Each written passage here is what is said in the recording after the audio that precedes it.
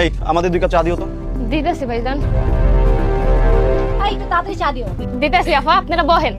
আর বলেন না মিস্টার মুন্না, বস আমার মাথার উপরে এত তো কাজ দিয়েছে, এই যে চা খেতে আসবো এটার খুবসুরত তাই পাচ্ছি না। এই সপ্তাহে কাজের অনেক চাপ, এই জন্য এরকম করতেছে। সমস্যা নেই, সামনের সপ্তাহে সবকিছু ঠিক হয়ে যাবে। এই চা দিতে এতক্ষণ লাগতেছে কেন? একটু দ্রুত দেন না, বললামই তো কাজ আছে। একটুখানি খারাপ হয়ে গেছে। ভাইজান আফা, এই যে লঞ্চা। কি বললে? আমরা উঠে এসে চা নিয়ে যাবো? এই তোর 7 পুরুষের কপাল যে আমরা তোর দোকানে চা খেতে আসছি। স্যার একটু লয়া খান না। এই সমস্যা কি আপনারা? এখান থেকে উঠে চা দিতে পারবেন না আপনি? বুঝলাম না, প্রত্যেকটা চায়ের দোকানে সবাই উঠে এসে চা দেয়, আর আমি কি ওখানে গিয়ে চা নিয়ে খাবো? স্যার আমি আপনাকে উঠাই দিতাম, কিন্তু আমার একটু সমস্যা আছে, এজন্য আপনাকে কইছি একটু নিতে, একটু নিয়ে খান না। দেখেছেন মিস্টার মুন্না কত বড় বেয়াদব, মেয়ে মানুষের দোকান দিচ্ছে আর বেয়াদবি করছে। এই দোকানের এরপর থেকে আমরা চা খাবো। এই সমস্যা আছে মানে? নাটক করতেছো? হ্যাঁ, চায়ের দোকান যেহেতু দিছিস, চা উঠে সেখানে দিবি। আর সমস্যা তাহলে চায়ের দোকান কেন দিছিস? চায়ের দোকান দেওয়া লাগবে, খেতে যা। আচ্ছা ভাই, আমি একটা কাজ করি, ওই চাটা আমি আপনাদের এনে দিই, কারণ ওনার একটু সমস্যা আছে। কেন? আপনি কেন চা এনে দিবেন? আপনি কি চায়ের দোকানদার নাকি? আপনাকে দেখে তো ভদ্রলোকে মনে হইতেছে, আপনি কেন চা দিবেন? হ্যাঁ ভাইয়া, আপনি তো একজন আমাদের মতোই কাস্টমার। ওর হাত পানি যে ও চা দিতে পারে না, আর ওর দোকানে আসি ও চা না দিলে আমরা চা খাবো।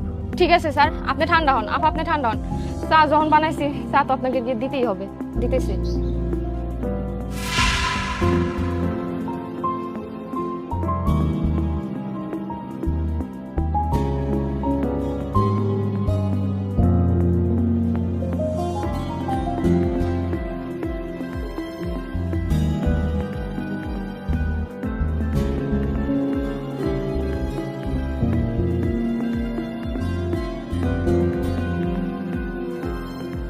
কি ভাই দেখেছেন, আমি বারবার অনুরোধ করেছিলাম যে ওনার একটু সমস্যা আছে, আপনারা তো আমার কথা শুনলেনই। দেখেছেন কি অবস্থা ওনার। এই অবস্থা কেউ চা এনে দিতে পারে? উনি পেটের দায়ে এই কাজটা করতেছে, বুঝতে পেরেছেন? মানুষ হয়ে যদি মানুষের প্রতি এতটুকু সহানুভূতি না থাকে, তাহলে মানুষ হয়ে আপনাদের লাভ কি বলুন? মানুষের কষ্টটা বোঝার চেষ্টা করুন। উনি একটা অসহায় মানুষ, ওনার ফ্যামিলিতে সমস্যা আছে দেখে উনি চার দোকান দিচ্ছে। আপনারা বরঞ্চ তাকে হেল্প না করে অনেকভাবে অপমান করলেন। এটা আপনারা মোটেও ঠিক করেননি। এটা করে আপনারা মনুষ্যত্বের পরিচয় দিলেন না। আসলে ভাইয়া, আমরা তো জানতাম না যে উনি পঙ্গু।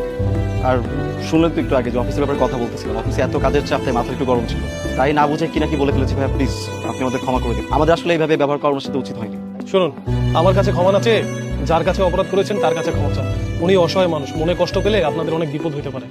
আপু প্লিজ, আপনি পারলে আমাদের ক্ষমা করে দিবেন। কারণ আমরা যদি জানতাম যে আপনি পঙ্গু, আমরা উঠে গিয়ে চাটা নিতাম। আসলে বললামই তো যে মাথা অনেক গরম ছিল, তো তাই কি বলতে না বলতে কি বলে ফেলেছি। প্লিজ আপনি আমাদের ক্ষমা করে দিবেন। আর নেক্সট টাইম থেকে কখনো এরকম ব্যাপার আমরা করবো না। আপু প্লিজ আমাদেরকে মাফ করে দিন, আমরা আসলে বুঝতে পারিনি। বুঝতে পারলে আমরা এমনটা করতাম না। আর আমাদেরকে খারাপ ভাববেন না, আমরা সবার সাথে এমনটা করি না। আজকে একটু মাথা গরম ছিল, এই জন্য করে ফেলেছি। প্লিজ আপু কিছু